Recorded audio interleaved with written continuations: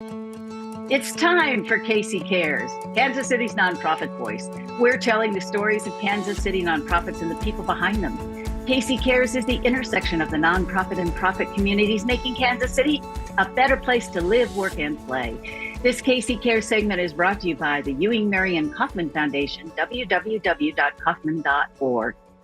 Here at KC Cares, we attempt to share the stories of nonprofit organizations that work within our diverse community, and today's guest is no exception. The metro area population is about 10% Latino. While a, quote, minority by the numbers, the Latino community is what makes Kansas City such a vibrant place. Christy Moreno is one of the movers and shakers in the Latino community. Among many things that she does, she's the Chief Community Advocacy and Impact Officer at Revolución Educativa, a nonprofit organization that works to build the necessary conditions for the advancement of Latinx youth. She joins us today to share her story and the important work of what many have come to know as Rev Ed KC. Chrissy, I'm so glad you're here. We've talked about this for a long time. I feel so welcomed, and I feel so excited to be sharing this moment in time and this space with you. Thank you so much for the invitation. All right, we've got lots to unwrap in this episode. Let's start with what Rev Ed is, and then I'm going to go kind of backwards as to how you got there. Well, thank you so much. Rev Ed, Revolución Educativa. We say Rev Ed for short. If you're a little scared to roll your R's, we are a nonprofit organization that focuses on education advocacy, specifically for our Latino youth in the greater Kansas City metropolitan area. We serve both states, so we serve families and students in Kansas as well as Missouri. And, you said it right. You were reading some statistics. I will say that 2 years ago, we've been using this figure, right, that came out of UMKC. We have 52,000 Latino students that identify as Latino, right, in the greater Kansas City metropolitan area. Unfortunately, we only have about 260 Latino educators. And so we know that to make sure that our Latino students, children and youth are getting the best possible educational experience, we also have to work on increasing the representation of the people that lead them, that teach them, that guide their educational pathway. And those are Latino educators. So at Rev Ed, we really look at it holistically. We work with parents and caregivers, educators, administrators, all of community leaders, elected officials, all of us working together to center Latino students, children, and youth, primarily K-12, but it doesn't mean that we don't talk about our younger students and that we do not follow those career pathways and professional avenues for our students, but our focus is primarily K-12. So we know from one of our friends, Edgar Palacios, who was a KC Cares board member for a while there, and then he got so busy with what he was doing, had shared with us, and this was several years ago, this growing need for educators who are Latino. Why is that so important? Well, studies show, and these are, nationwide studies in education and in the prosperity of youth, that when students see themselves represented in those positions of leadership, those positions of power, those positions that they admire and that they follow in their footsteps, whatever positions they may be, those roles that adults take in leadership, their educational pathways and experiences are much better, greater, more successful, and lead to just excellence in the development of their talents and the realization of their dreams and goals. So we cannot ignore this as we are looking at the educational crisis in which we're in nationwide. I'm specifically talking about public education. Here in the greater Kansas City metropolitan area, we have a variety of systems. In Kansas City, Missouri, we have, the traditional public education systems, which are your districts, but we also have public charter schools. And then we've also seen an increase in Latino enrollment in the private sector and parochial schools and religious schools. Some private secular schools, as well as homeschooling. So we have to make sure that we are understanding what families are choosing as, the educational experience for their children, and that we have systems of support that cater to those needs. I am very proud to say that, yes, Edgar Palacios is our CEO and founder. He founded both the Latinx Education Collaborative, which is primarily focused on the development of adult educational opportunities, such as educators, such as other programs that I'm going to be talking about here shortly. And Rev Ed would be the advocacy side of things. We're sister affiliate organizations, both founded by Edgar Palacios. So, it is very important. We hear representation all the time in every single aspect of the life of people, right? One of the segments that we address a lot of our Latino population is families with children with disabilities, or families with children that have different abilities or that are gifted, right? And that we are not necessarily servicing those children equitably. So that is within the intersection, right, of our Latino communities. And notice that I'm pluralizing because Latinos are a monolith, right? To start, we come from over, heritages of over 20 countries in the world. So it is very important to hear directly and to be led by community itself. So I will stop at saying that we are community-led organizations. We do not set an agenda that we impose on community and on the work we do. We're actively listening in constant conversation and hearing directly from students, educators, and families on what is needed, what we need to put more effort on, and then develop those programs. Since we're talking in a sphere of nonprofit, and we always like to have an opportunity to talk with nonprofits and share knowledge so everybody benefits, you've got two organizations kind of under one roof. How does that work? And then I want to go to about how you're community led, because that's got to be interesting too. It's the best because it's the most authentic work. So we are a combo of a C3 and a C4, so both nonprofits. We do a lot of our educational programming through our C3, which is the Latinx Education Collaborative, also known as LEC. And that organization has been operating for about 6 years. Rev Ed, the sister affiliate as a C4, is an advocacy organization, which gives us the permission and the power and the courage to go out and fight for the things that matter most to our students, our families, our communities here in the metro area. But also we extend to other parts of the states, of each Missouri and Kansas states. Because we're part of alliances and networks that do statewide work, and that's also informing how with our C4, which is Rev Ed, our advocacy arm, we are engaging in those policy conversations, engaging in those legislative conversations to advocate for the needs of Latino students. Like I mentioned, and like you probably know, Latinos are the fastest growing demographic in this country. Right. Over a quarter of children in the United States are Latino, and that number is only going to continue growing.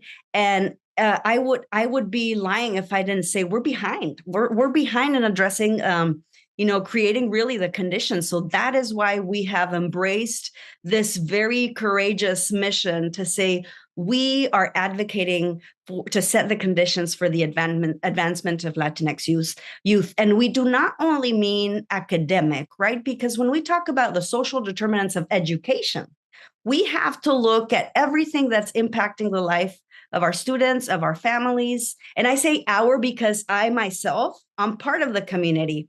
As a Latina mom with two Latina students who are teenagers, who I have a freshman and a senior in high school this year, this is the reason why I came to this work, because I needed a space, I needed to find a voice, I needed to find a sense of community and people to work collectively to really increase, our collective power as Latinos and make sure that we're not just represented in classrooms, but also in those leadership positions that develop those policies that can either benefit or can harm our communities.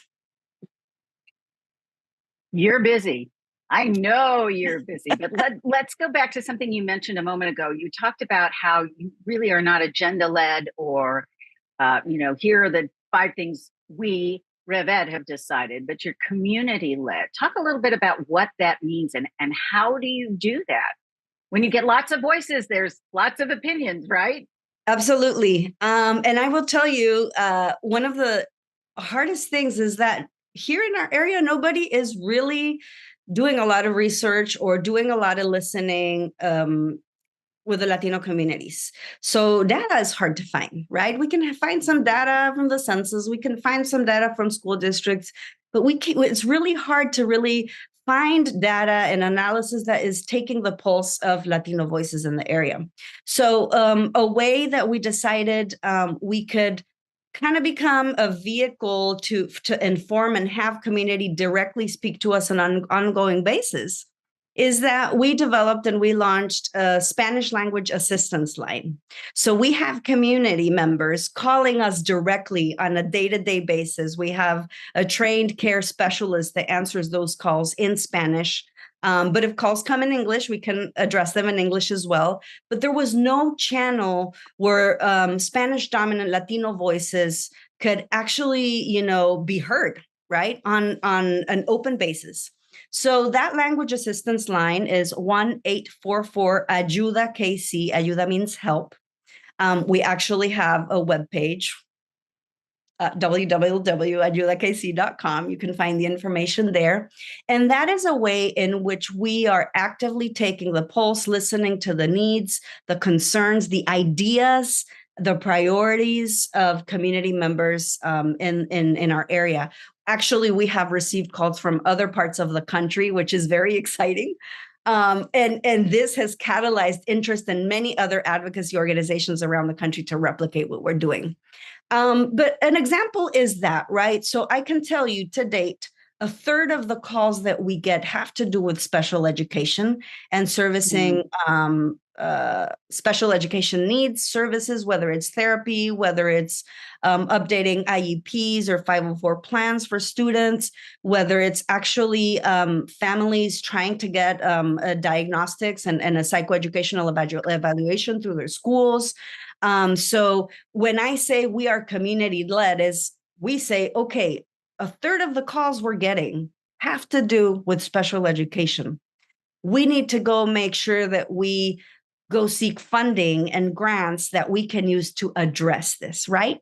So one of the grants that we have and the partnerships that we have is a grant through the Missouri Developmental Disabilities Council, the MODDC, who also saw the need. They put out the need that they were seeing that, the disparities and the need to connect Spanish dominant families with their educational leadership. And when we looked at assessing what is the disconnect, is language accessibility is the number one. Okay. Right. So when we talk about language accessibility, we know that, 1964, the Civil Rights Act has it embedded there, right? We cannot discriminate anybody based on all of the things that we already know, including their language of preference, right?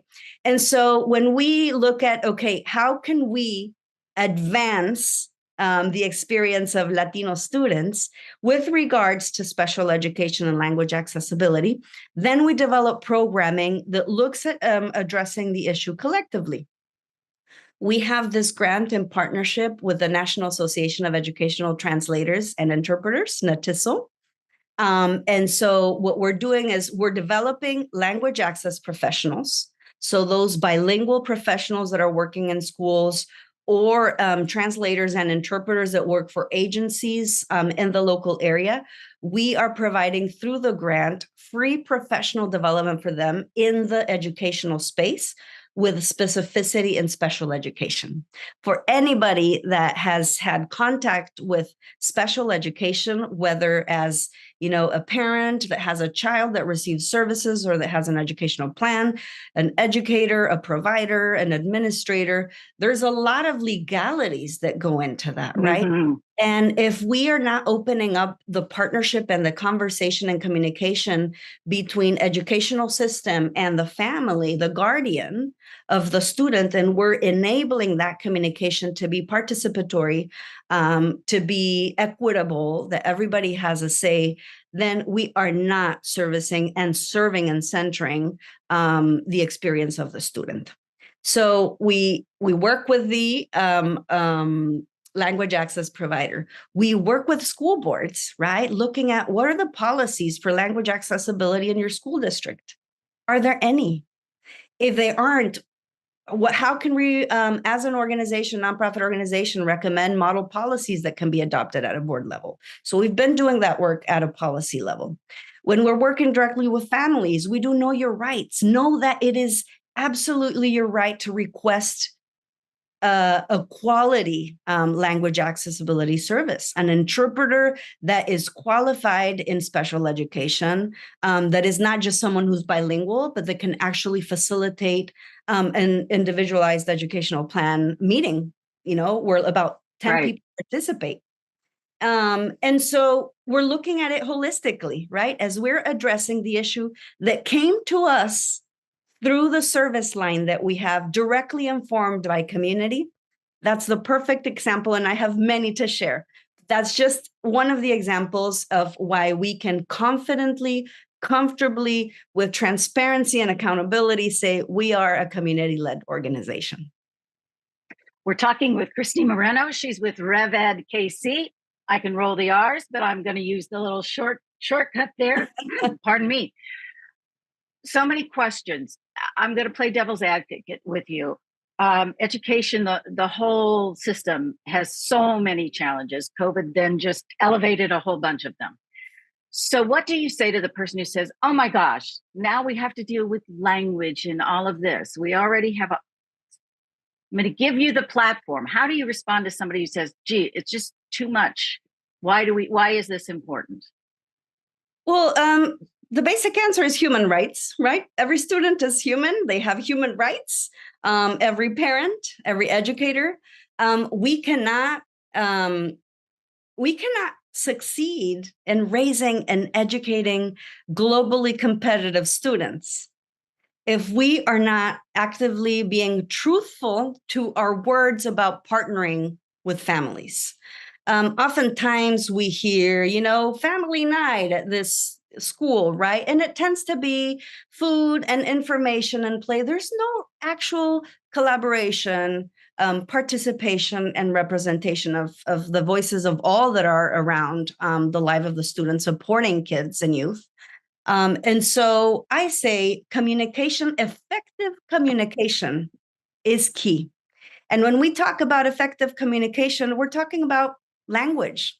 We're talking about how we connect and how also engage in dialogue, because it's not just me, school district teacher, informing you, is inviting you as the guardian, as the adult in the life of the child, to be part and to share with me, right? We like to think and we like to say that parents are experts in their children.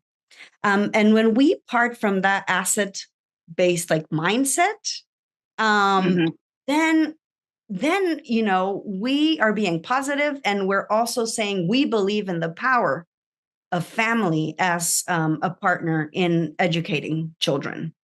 When I say education, going back to what I mentioned earlier, we're not strictly talking about academics, because we know that academics are a component of the educational experience. Right. We're talking about social-emotional well-being, social-emotional learning. We're talking about giving kids the opportunity to have exposure to careers. Real-world learning is a big thing in the last few years, right? So really showing kids the world and how the world works and how they can see themselves as active and successful members of society.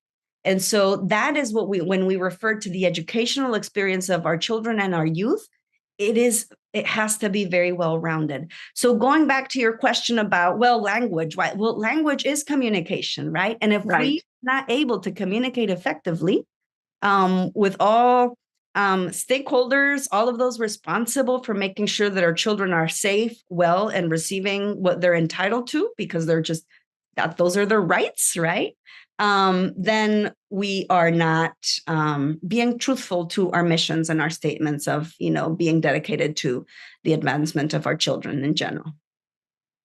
Well, and you talked about your line where you're hearing from the people in the community and the Latino community. What are the needs? What could they use? Can you give us an example of a program that has come right from what you are hearing directly from those you serve? Yes. So we hear a lot, unfortunately, of that deficit mindset coming from schools and school districts saying, well, we invite families and they don't come. Latino parents are not signing up their kids to do the parent-teacher conferences. We do our multicultural nights, and that's when they come. And so as we're analyzing, because we know as Latino families, our number one priority is the well-being of our kids, right? Many Latino parents who have immigrated to this country, they will tell you that the reason they came was to give their children a better education. So we know it's a myth, right? We know that it is not that families do not want to be connected and engaged, is that oftentimes what we're seeing is miscommunication. So districts and schools will say, well, I'm like, how are you communicating? And they're like, well, we're sending the mass email. Well, we know that Latinos in general, right? And I say in general because it's not, 100% truth. Their means of communication is not necessarily email. We're extremely savvy with our smartphones, with texting, with social media, other platforms of engagement. We are the number one demographic in many of these communication strategies and tactics and platforms. But email is just not generally where we communicate. Oftentimes, because a lot of the jobs that we hold are not sitting in an office in front of a laptop. Yeah. Right? We're out and about taking care of our businesses. We're entrepreneurs. We are doing field work, community work, you name it.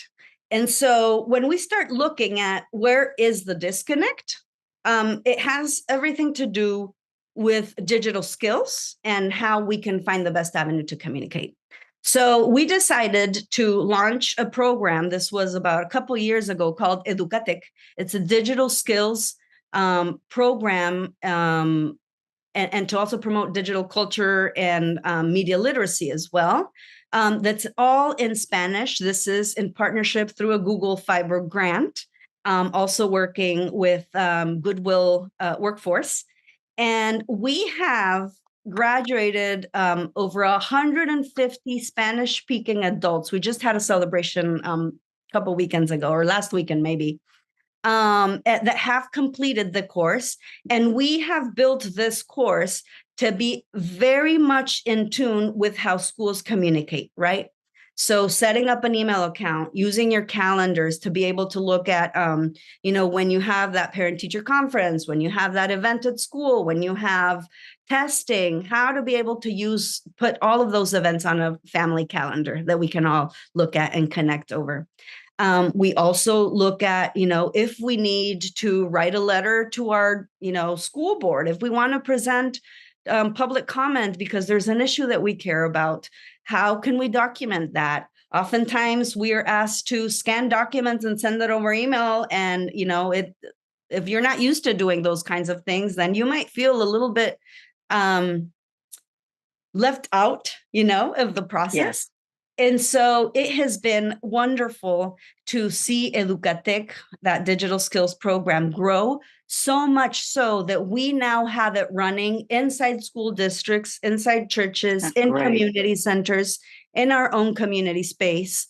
Right now, in the fall session, we're going to have 6 satellite sites where we are providing, the educational opportunity for adults that have children in schools to sharpen up their digital skills and better connect with schools. That's amazing. That's amazing. And you hit the nail on the head. We're all out here. There's 10,000 nonprofits in the metro area, give or take C3, C4s, whatever. everybody has a passion in moving forward, but the key, as you mentioned, is you've got to be able to communicate. And if you can't communicate, it stops progress. We have just a few minutes left. Where do you hope to see Rev Ed in the next few years?